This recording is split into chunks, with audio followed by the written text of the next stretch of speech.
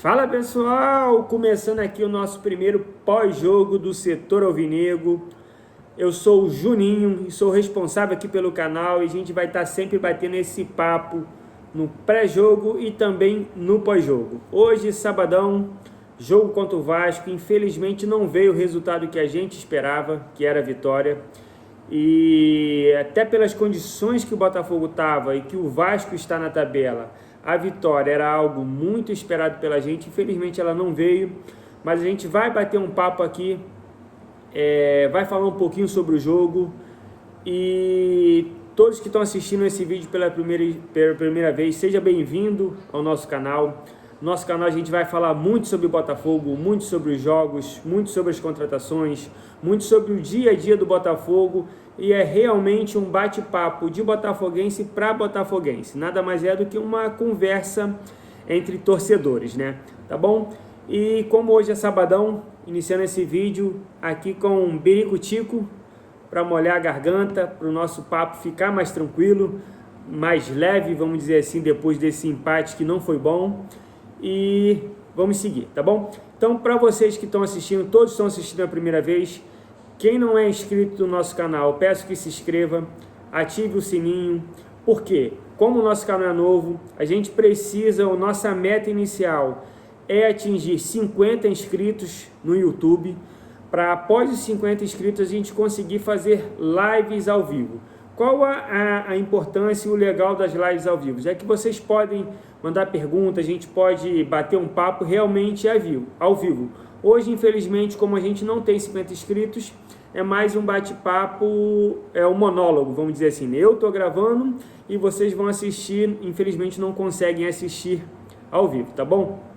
E agora, falando um pouquinho sobre o jogo de hoje. Primeiro, pelo final, pela reação das torcidas ao final do jogo, a gente já consegue ver que o resultado foi muito bom para o Vasco e ruim para o Botafogo. Mesmo jogando em São Januário, pelo elenco que a gente tem, pela posição na tabela que a gente ocupa, por tudo que a gente vem demonstrando nos últimos meses e por tudo que o Vasco tem apresentado de futebol, tem apresentado de resultado, mesmo jogando em São Januário, um empate é bom para eles e ruim para a gente. A gente hoje, no ano passado a gente teve algo traumático, a gente estava na liderança e no final não fomos campeões. Hoje a gente está buscando o título de 2024, a gente está querendo brigar pelo título do Campeonato Brasileiro desse ano.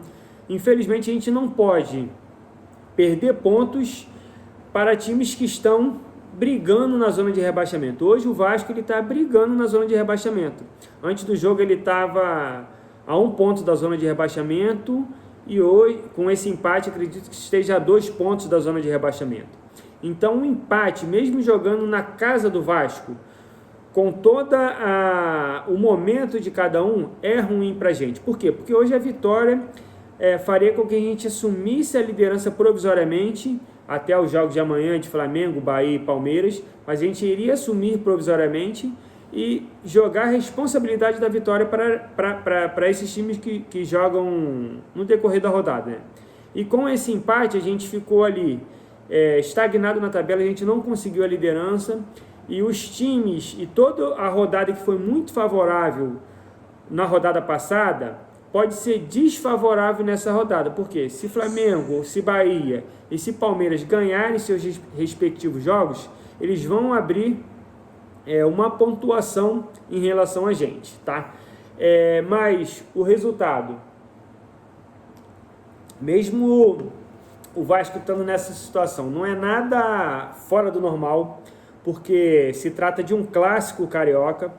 E o clássico, a gente que acompanha futebol, todos que acompanham futebol sabem que não importa o momento que o time esteja, quando ele chega para um clássico, ele chega mais motivado, ele chega querendo realmente mostrar resultado para o seu torcedor, e foi o que o Vasco quis hoje.